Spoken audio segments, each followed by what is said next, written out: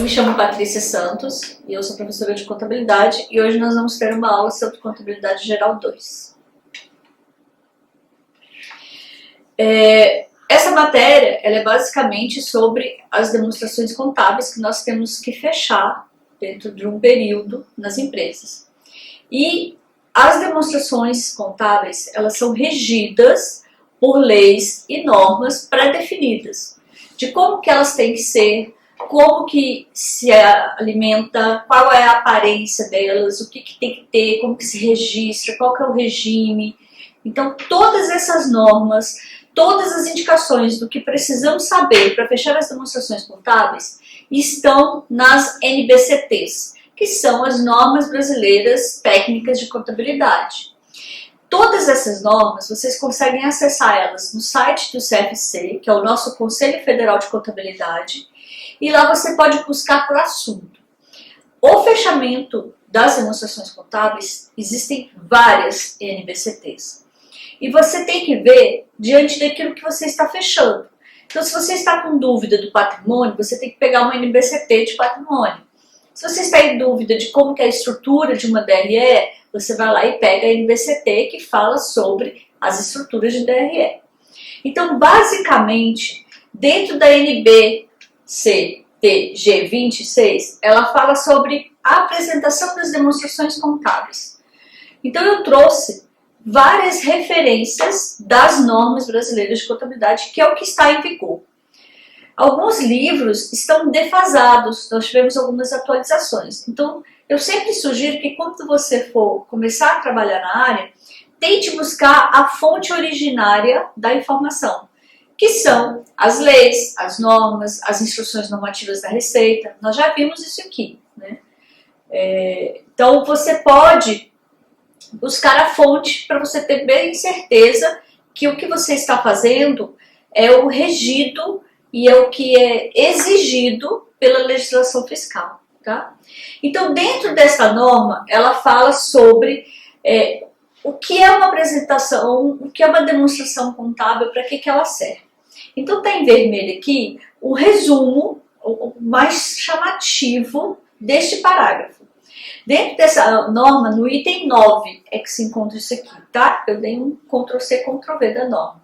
Então, basicamente, a demonstração financeira, a demonstração contábil, ela exige para proporcionar informações às pessoas que têm interesse em saber como que vai a vida financeira e operacional da empresa, tá?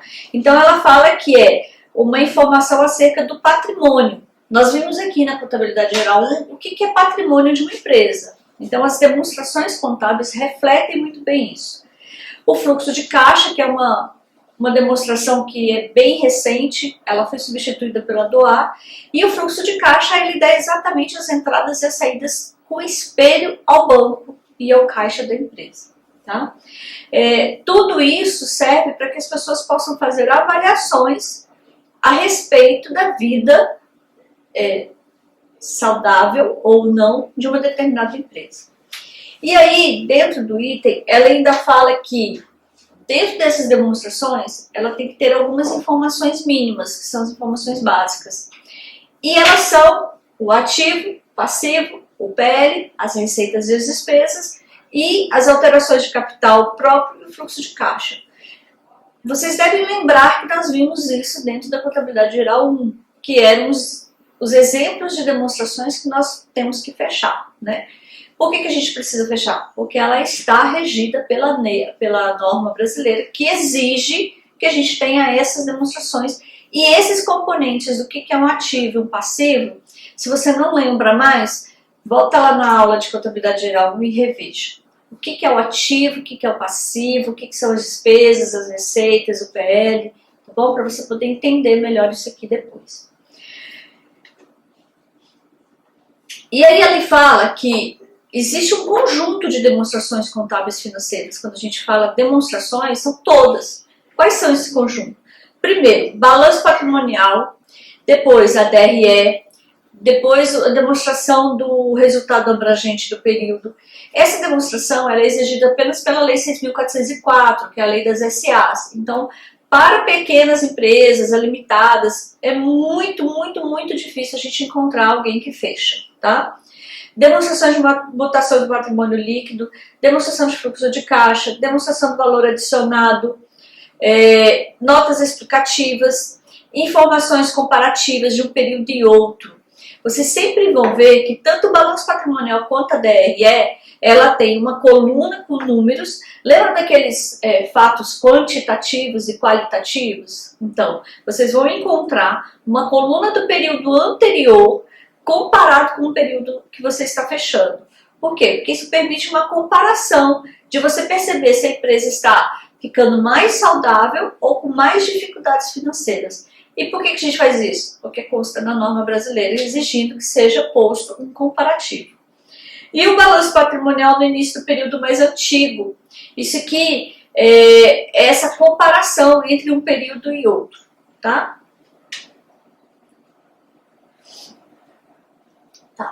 Qual que é a fonte para que nós possamos fechar as demonstrações contábeis? É a escrituração. Nós vimos na Contabilidade Geral 1 como que nós fazemos uma escrituração. Eu vou apenas dar um lembrete aqui, algumas observações para puxar na memória de vocês para facilitar a aula de hoje, tá? Então, a escrituração ela nada mais é do que um registro dos fatos e dos atos que geraram fatos. Lembram disso? Atos e fatos administrativos? Então, a escrituração ela é o registro desses fatos, tá? E eu faço esses registros aonde? Nos livros, que é o livro diário, o livro razão, os livros caixas, o livro de conta corrente, o livro fiscal, o livro do imobilizado. A gente tem vários livros, aonde quando nós colocamos uma nota fiscal, o lançamento dela, registramos essa movimentação, todos esses livros são alimentados com essa informação. Isso, claro, se nós estivermos fechando a contabilidade dentro de um sistema, de um RP, né? Se nós estivermos fechando isso em Excel, se você não tiver um Excel, uma planilha totalmente amarrada, com fórmulas, para ir lá e buscar e já somar, você vai ter que fazer isso manualmente, tá bom? E aí esses livros geram o quê?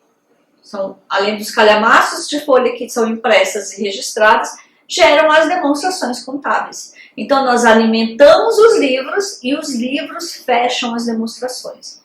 Quais são elas? As mais importantes e as que a gente, assim, quase que 0% você não consegue ver nenhuma empresa que não tenha suas demonstrações contábeis. Então é o balanço patrimonial, a DRE, a DMPL e o fluxo de caixa. Esses são os mínimos para se fechar, tá bom? Lembrando aqui que a escrituração ela tem um período. Nós podemos fechar com períodos pequenos para aquelas empresas que fazem o lucro real presumido, né, de presunção, que é aquele que vai fechando.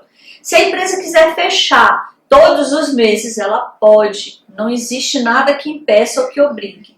Mas qual que é o período mínimo de fechamento das contabilidades? É o nosso ano fiscal. E qual que é o nosso ano fiscal? 1º de janeiro a 31 de dezembro.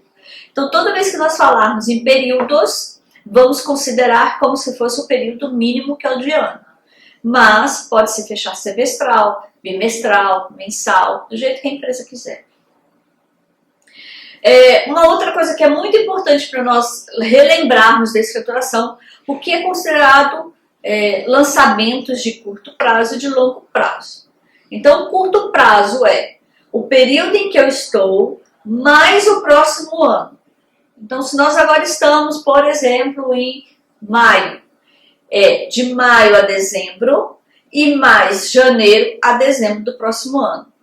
Todas as despesas que forem, ou todo passivo, ou todo ativo que eu for lançar, que for pertencente a este período, eu tenho que classificar e registrar na escrituração como curto prazo. Do segundo ano, já é longo prazo, tá? Então isso tem que ficar bem claro, né, na memória de vocês, porque quando nós formos olhar os planos de conta, lá tem separado isso aqui, vocês vão ter que futuramente saber classificar. Outra coisa que é muito importante nós falarmos e ficar bem nítido. Existe uma diferença entre personalidade jurídica e regime tributário. A personalidade jurídica é como que a empresa se compôs, como ela criou. E o regime tributário é como que ela apura os impostos dela, com base em que regime, tá? Então, hoje no país nós temos algumas personalidades jurídicas, que é o MEI, a EPP e a MPE, a EIRELI, a Limitado, Capital Social a SA de capital fechado e a SA de capital aberto. O que é o MEI? É um sistema simplificado, onde o governo está dando a possibilidade para pequenos artesãos, produtores domésticos, se regularizarem. Então, eventualmente, a pessoa faz uma produção doméstica caseira e quer vender e não pode porque não tem nota. Então, ela se regularizando no MEI, ela consegue fazer essa emissão de nota. Os produtores rurais, que são os caseiros, né, os pequenos produtores rurais, também podem fazer isso. Então, para você se enquadrar no MEI, você tem que ter o segmento permitido pelo MEI. Primeira coisa. Segunda coisa, tem que ser apenas um sócio. Então, é você. O artesão é a pessoa, o produtor é a pessoa. O MEI permite que a pessoa tenha apenas um empregado registrado na empresa dele. E ele tem que ter um determinado faturamento. Qual que é o único regime tributário em que o MEI pode ser inserido? É a DAS única que paga, que hoje está em torno de R$ 59,00, se eu não me engano, onde ali está todos os impostos de uma vez só, independente da pessoa ter faturado ou não. Se não faturou nada naquele mês, tem que pagar a DAS. Então, o regime tributário do MEI é a DAS única. A EPP e a MPE é o empreendimento de pequeno porte e a média pequeno empresário. São empresas que têm muito parecido com o MEI, mas já são de um segmento em que não é permitido no MEI. Então, a pessoa se enquadra dentro do EPP e do MPE. Qual que é o regime tributário que ela pode ser inserida? Ou ela pode ser do Simples Nacional, ou ela pode ser do presumido. Aqui eu não coloquei a setinha para o presumido, porque é muito difícil uma EPP e uma MPE ser presumido por conta do faturamento, porque ele tem um limite de faturamento. Depois, nós temos a EIRELI. O que é a EIRELI? A EIRELI é uma empresa formada por apenas um único sócio. Até um tempo atrás, todas as empresas brasileiras tinham que ter mais de 2 sócios. E aí configurou-se as pessoas laranjas. A pessoa botava mãe, pai, cônjuge, só para poder compor a empresa. Diante dessa dificuldade, o governo então abriu a possibilidade das pessoas criarem as EIRELIs. Então as EIRELIs são de um único sócio. É uma empresa com todas elas têm personalidade jurídica, que significa isso, tem CNPJ. Só que a EIRELI, ela pode ter uma estrutura de empresa mesmo. Ela pode ter vários funcionários, ela pode ter tudo, como se fosse uma limitada. Só que ela é de um único sócio. E a limitada é essa característica da EIRELI, só que ela é limitada. Por que elas não podem ser EPP? Pelo porte, pelo faturamento. É isso que está escrito aqui, ó. O que é que diz que uma empresa pode ser MEI, EPP, EIRELI, limitada e SA? Primeiro, é o tamanho dela. Segundo, qual que é a composição acionária? Ela é só de uma pessoa, ela é de 2, ela tem ações na bolsa. Segmento da empresa, nem todas as personalidades jurídicas permitem todos os segmentos. A limitadas e os capitais permitem todos os segmentos. E a quantidade de funcionários, já que o MEI só permite 1. Tá? Então, continuando, a limitada é igual a EIRELI. Né? São segmentos que não são permitidos pelo MEI ou por qualquer outro, mas ela tem um porte um pouquinho maior do que a MPE. Depois disso, nós entramos nas SAs, de capital fechado e capital aberto. A SA, ela é uma empresa já de um porte maior, onde ela tem alguns segmentos que são proibidos de serem pela limitada, e ela também pode ter o capital dela pulverizado, fechado ou aberto. O fechado os sócios escolhem para quem eles querem vender as ações. O capital aberto, eles não têm esse domínio. Ela vai para a Bolsa de Valores e lá é feito leilão de quem quer comprar. Então, o Banco do Brasil, por exemplo, todos nós podemos ser sócios do Banco do Brasil, porque ele é uma SA de capital aberto. Basta você ir lá no banco e comprar uma ação quando eles estiverem vendendo. A limitada, ela pode ser simples, presumido e real. O que vai comandar aqui se ela vai ser simples, presumido ou real? O faturamento dela, tá? A complexidade da movimentação dela. Então, para ser simples, ela tem um limite de faturamento e para ser presumido também. A limitada é a mesma coisa, simples, presumido ou real. E a EIRELI também, né? Capital SA fechado, ela só pode ser presumido ou real, ela não pode ser simples. E a capital aberto também só pode ser presumido ou real. Qual que é a diferença dos dois? Vocês vão estudar isso melhor dentro da tributária. O presumido, a gente apura os impostos com base no faturamento. Vendeu, prestou serviço, calcula os impostos. O lucro real não. Eu pego tudo que eu vendi, tiro das despesas e chego no lucro real. E aí eu apuro os impostos em cima daquilo ali. Tá? Vai falar, melhor um, melhor outro? Depende. Depende do segmento da empresa, depende do valor que ela tem de despesas para serem abatidas da receita, depende do valor da receita. Às vezes tem empresas que têm despesas muito altas, quase 90% do lucro dela é despesa. Então, ela provavelmente é uma boa para ser real, porque vai ser lá embaixo, imposto baixinho. Já outras não, tem quase que despesa zero. Tomar cuidado, tem que estudar, tá bom? E para que vocês precisam saber disso? Porque quando nós formos fechar os balanços, quando nós formos fechar as demonstrações, isso aqui faz uma certa influência para você visualizar, para você conferir, para você validar. E aí a escrituração, ela nasce do quê? Então nós vimos lá na Contabilidade Geral 1 que nós temos alguns documentos que são fiscais, que são registráveis. Então, o cupom fiscal é um deles. Por que eu só trouxe o cupom fiscal e a nota fiscal eletrônica? Porque os outros é mais difícil da gente encontrar essas informações. Como a gente vai recapitular, o cupom fiscal fica mais fácil. Quais são as informações que importam aqui? Data, valor e CNPJ de quem vendeu. Da onde que foi comprado isso aqui, tá? Porque isso aqui normalmente é compra ou venda, né? Se eu estiver emitindo esse cupom, importa para mim o CNPJ de quem está comprando de mim. Se eu estou comprando de terceiros, importa o CNPJ de quem eu estou comprando, porque ele é um fornecedor que eu vou ter que pagar, tá? E a nota fiscal eletrônica? Do DF, ela tem esse modelo, e essa aqui é da de São Paulo. Por que eu trouxe as duas? Para vocês visualizarem que cada estado tem um layout. E que quando você for lidar com empresas que têm movimentações fora do DF, não fique achando que vai ser sempre neste modelinho. Então, o que é importante nessas notas? A chave de acesso, o número dela, a data de emissão, o valor dos impostos, a CST, a CFOP, os impostos que foram pagos aqui embaixo, que foram para serem retidos se ela for de serviço.